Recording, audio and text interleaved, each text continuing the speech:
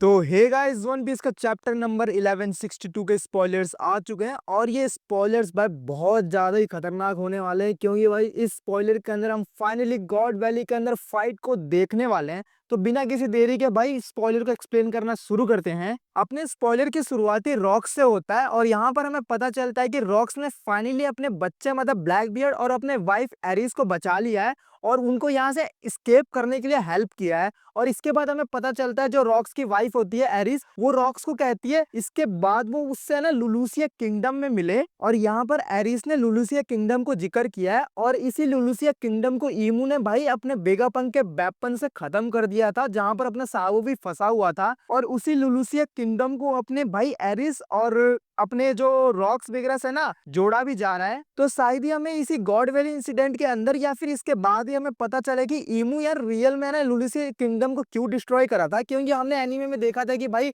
लुलूसिया kingdom को इसलिए destroy करा गया था क्योंकि वहां पर है ना बहुत ज्यादा लोग है ना रेवोल्यूशनरी आर्मी के साथ जुड़ गए थे और रिवोल्ट कर रहे थे वर्ल्ड गवर्नमेंट के खिलाफ, और वहां पे साबू वगैरह भी है ना मौजूद थे, जिसके कारण ईमू ने भाई उस लुलूसिया किंगडम को ना अपने वेगपन के वेपन से खत्म कर दिया था। और अगर अपने लुलूसिया किंगडम के साथ अपने रॉक्स या फिर एरिस का कोई कनेक्शन हुआ तो भाई ये काफी बड़ा बात होगा और आगे चल के हमें और भी कुछ चीजें है ना रिवील होगी। शायद से डेवी क्लैन वगैरह जो वहां से बिलोंग करते हो या फिर वहां पर ऐसी कुछ चीजें हो जो कि है ना अपने ईमू के लिए खतरनाक हो सके, ऐसा कुछ सिस्टम भी हो सकता है। क्योंकि इसी रीजन के कारण भाई लुलूसिया किंगडम को ईमू ने डिस्ट्रॉय करा है, क्योंकि ईमू ने लुलूसिया किंगडम को पूरी तरह से डिस्ट्रॉय करा। ये कोई कोइंसिडेंस तो हो नहीं सकता या कोई नॉर्मल बात तो हो नहीं सकती है। इसलिए भाई लुलूसिया किंगडम से ना अपने ब्लैक बियर्ड और साथ में रॉक्स या फिर उसके एरिस जो उसकी मदर है उसका कोई कनेक्शन तो जरूर होगा। और इसके बाद हमें अपने स्पॉयलर्स में आगे पता चलता है कि जो अपनी बिग मॉम होती है वो काइडो के डेविल फ्रूट को अपने इवान से छीन लेती है ताकि वो अपने बेटे काटाकुरी को दे पाए। लेकिन यहाँ पर जो अपना काइडो होता है वो भाई बिग मॉम को धोखा देके उससे डेविल फ्रूट को छीन लेता है और तुरंत ही खा लेता है। काइडो की इस हरकत के बाद भाई तुम तो समझ ही सकते हो कि काइडो अपने डेविल फ्रूट के लिए कितना ज्यादा पागल था। भाई उसने एक पल के लिए भाई बिग मॉम के बारे में सोचा नहीं, उसने बिग मॉम को धोखा देकर भाई उससे डेविल फ्रूट छीन कर डेविल फ्रूट के बारे में भी सोचा नहीं उसके अंदर क्या पावर होगी क्या पावर नहीं होगी,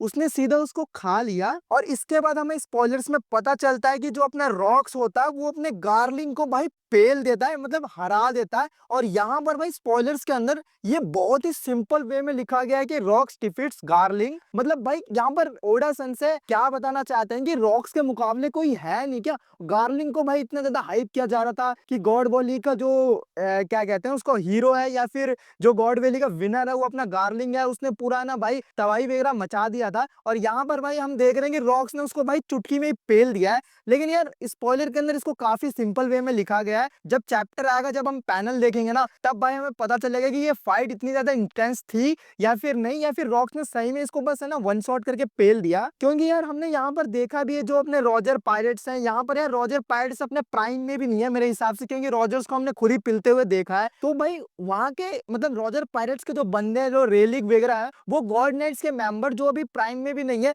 उनको भी वन शॉट कर पा रहे हैं, जैसे कि अपना रेलिक ने अपने सॉमर्स को पिछले चैप्टर में वन शॉट कर दिया था। तो ये हो सकता है कि जो अपना रॉक्स है वो अपने गार्लिंग को वन शॉट कर दिया हो, क्योंकि भाई उस टाइम पे ना अपने जितने भी ओल्ड लेजेंड्स हैं वो सब अपने प्राइम में थे ही नहीं, ठीक है। तो गार्लिंग भी है ना ऐसा ही कुछ सीन हुआ होगा, वो भी अपने ना प्राइम में नहीं होगा लेकिन वो काफी ज्यादा पावरफुल होगा, जिसके कारण भाई रॉक्स ने उसको ना वन शॉट कर दिया होगा, क्योंकि भाई रॉक्स ही वहां पर इकलौता बंदा था जो अपने पूरे प्राइम में था, समझ रहे हो। इसके बाद हमें स्पॉयलर्स में आगे पता चलता है कि जो अपना ईमू सामा है वो अपने सैटर्न के स्पाइडर फॉर्म को भी, जो इसको योकाई फॉर्म कह लो, उसको भी पजेस कर सकता है, जैसे वो गनको को अभी एल्बाफ में पजेस कर पा रहा है। इसके साथ हमें यहाँ पर यह भी पता चलता है कि डेवी क्लैन के जितने भी अपने बाकी के बंदे बचे हुए थे जो गॉड वैली में मौजूद थे, ईमू ने उनको भी भाई डीमंस में बदल दिया है। तो यहाँ पर इतना तो कंफर्म हो चुका कि ईमू भाई किसी को भी है ना डीमन में बदल सकती है या बदल सकता है, जो भी हो बंदा, उसका तो साला अभी तक करेक्टर पता नहीं चला, मतलब जेंडर पता नहीं चला है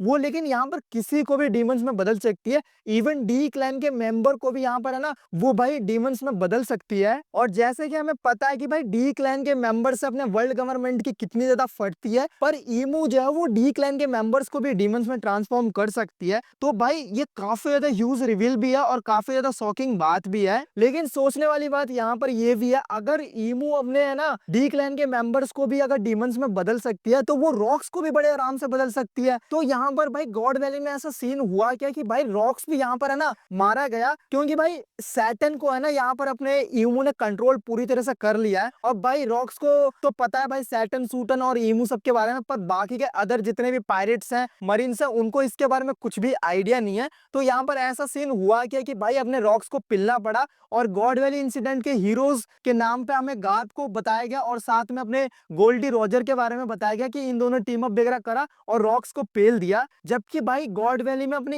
ईमू भी मौजूद थी सैटर्न के रूप में। और इस स्पॉइलर के लास्ट में हमें पता चलता है कि व्हाइट बियर्ड, काइडो और रॉक्स टीम अप करते हैं और यहाँ पर जो अपना काइडो होता है वो अपने ड्रैगन फॉर्म में होता है इनके साथ, और ये सब कन्फ्रंट करते हैं अपने ईमू सामा के सामने। भाई मतलब भाई ये ईमू सामा के सामने ये तीनों खड़े होते हैं और शायद से यहाँ पर बिग मॉम है ना इनको धोखा दे चुकी होती है, और यही जो ओजी दो लेजेंड होते हैं अपने व्हाइट बियर्ड और साथ में काइडो, ये दोनों यहाँ पर खड़े होते हैं अपने रॉक्स के साथ और ईमू सामने से फाइट करने के लिए। तो भाई समझ ही सकते हो भाई ये चैप्टर कितना ज्यादा खतरनाक होने वाला है। मैं भाई इस चैप्टर का तो छोड़ो भाई, मुझे तो अगला चैप्टर देखना है। इसके बाद जो वाला चैप्टर होगा ना वो रियल में सबसे ज्यादा बैडेस्ट चैप्टर होने वाला है, क्योंकि ईमू के सामने भाई सबसे लेजेंडरी कैरेक्टर खड़े होने वाले हैं। भाई अपना रॉक्स हो गया, व्हाइट बियर्ड और साथ में काइडो, भाई ये तीनों बंदे खड़े होने वाले हैं। और भाई यहाँ पर हमें शायद से ना अगले चैप्टर में पता भी चलेगा कि रॉक्स के साथ ऐसा हुआ क्या कि भाई रॉक्स वहां पर हार गया या फिर रॉक्स वहां पे मरा या फिर जिंदा है। भाई ये सब हमें ना अगले वाले चैप्टर में ही शायद से पता चले।